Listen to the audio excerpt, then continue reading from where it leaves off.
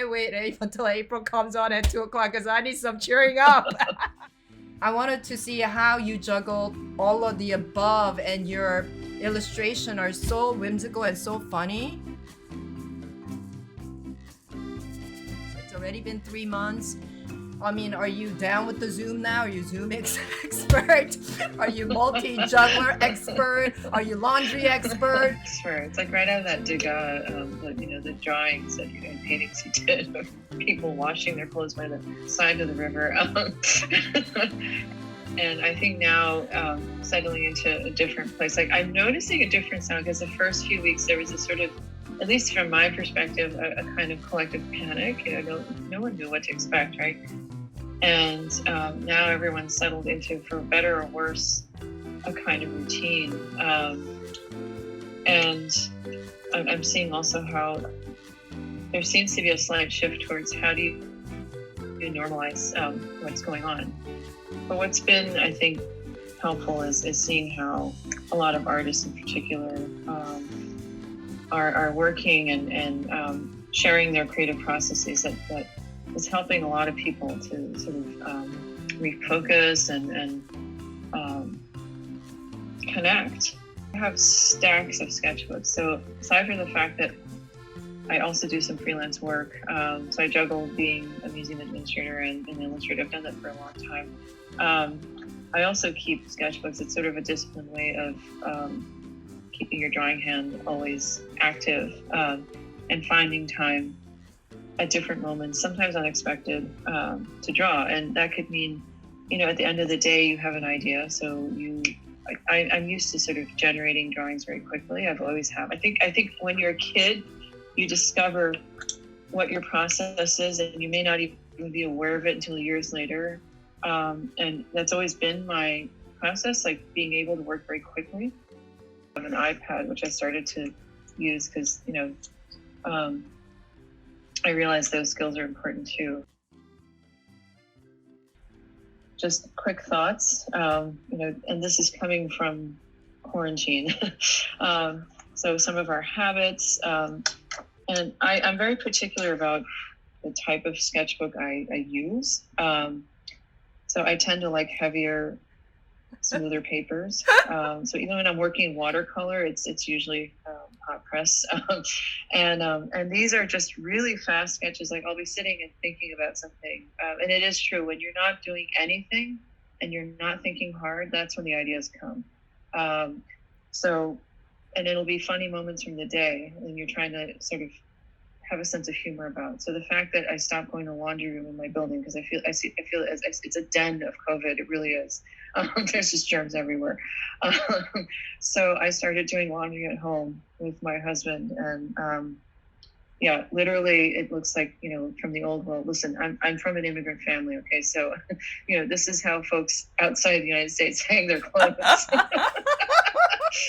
New York City is a funny place because not everyone has access to laundry facilities nearby, so I shouldn't complain. It's really not, it's not a sensitive thing to say, but anyway, you adapt. That, people are talking about how you work from home and you have become a very disheveled sort of shell of your former self.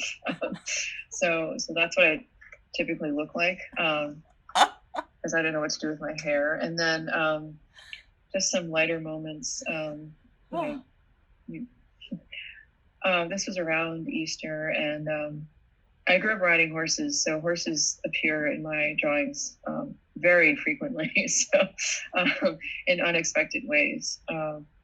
But just trying to find the lighter moments, and also some mornings when you're just having a hard time getting started. That's what this is. And these are just really fast pen drawings with brush pen for color. Come out in the rats because, it's New York City. We live with. I know. That's our wildlife companion, for better or worse.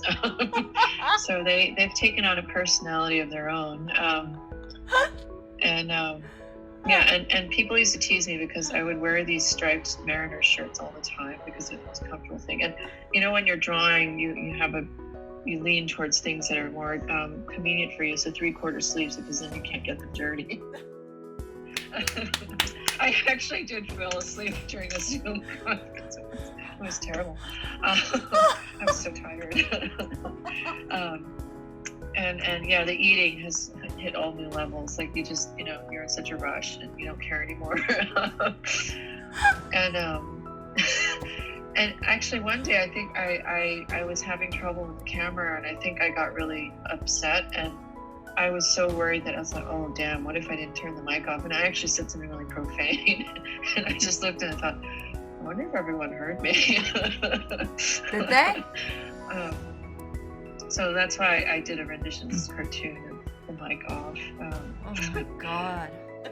I am here, there with one. You. Oh my god.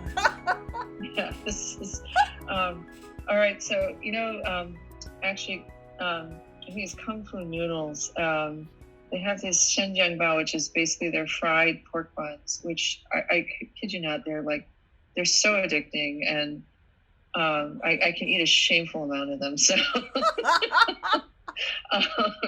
so that's just, there's a lot of food references in these drawings. And I was thinking of foods you ate growing up, and growing up in this country has just been such a mishmash, of cultures and things that you consider really dear to you, and that kind of bring back a lot of memories, or things that you always go back to, that you always want to eat. So that's that. Oh my god, wait, let me just soak this in for a second. I love this. I could see this as a gigantic postcard. Oh my god, postcard. So you have the rice, kimchi, 콩나물국. Yeah, my family grew up very, she was able to sort of straddle cultures very easily, because my grandparents, lived in so many places, and so she felt that if I had these school trips, that I should bring something that would help me fit in. Yep, I get it. So April, what kind of pencil are you using? Are you using like HB, 6B, what? Oh God, I use all different kinds. I just keep a whole bunch of them. And believe it or not, if I get really lazy, so yeah, I use HB. I use 8, 6. What else? Got it. Probably those. And then I use, believe it or not, mechanical pencils, because if you're outside, this is at the Guggenheim, I was just sitting in the park. These are really fast. I find mechanical pencils are easy because you don't have to sharpen them and carry a sharpener. Yeah. So I try and find equivalent leads. That's a little harder to do, but if you go to Kinokuniya or something, you can get different hardnesses and softnesses of leads. Okay, here, this is for you, since we both spent a ton of time at the Met. All right, so I was doing research on the mezzanine level of the Greek and Roman galleries, and this obnoxious fellow comes by with his phone, and he was so loud. So I had to capture that in the cartoon. I just felt it. I was like, okay, I'm annoyed. I have to draw it.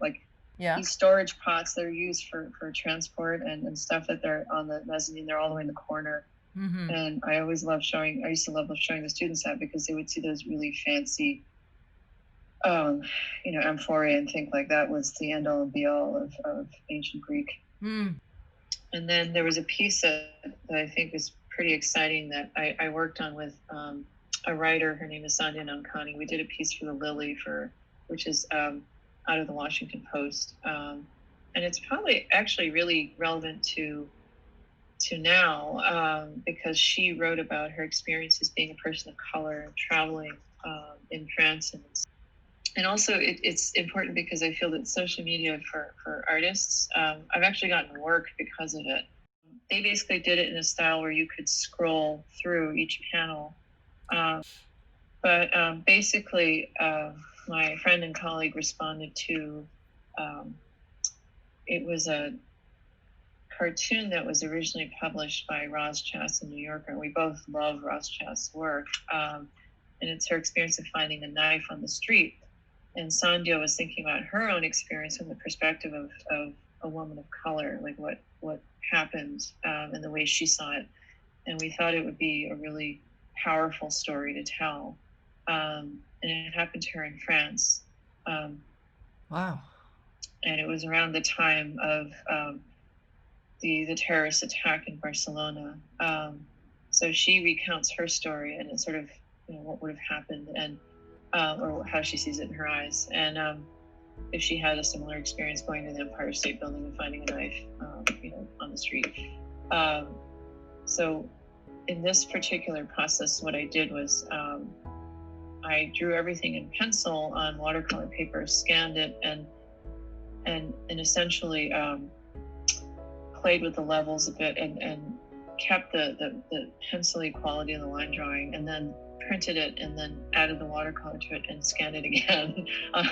So it was a lot of work, but wanted to achieve this kind of, I still feel like a strong attachment to using more traditional materials like watercolor. How do you vision museums' role? Like, I know it's changing, everything is going online, distance learning. You think that's going to be ongoing until next year? How are you guys, implementing this new change and moving forward? Yeah, I do think it's going to go on until next year. I think it might be a permanent feature of the landscape in terms of how institutions provide ways to keep contact with their audiences and experiences, because I think museums are turning into places where people are looking for experiences per se. It's not strictly about a museum's collection, not always. It depends on the institution. And what I think things are going to continue both on site and online, because we don't know what that's going to look like. And I think going forward, when we have these moments when when these pandemics or any kinds of sort of environmental or societal or health issues start to impact a large group of people, how we respond is going to be really important.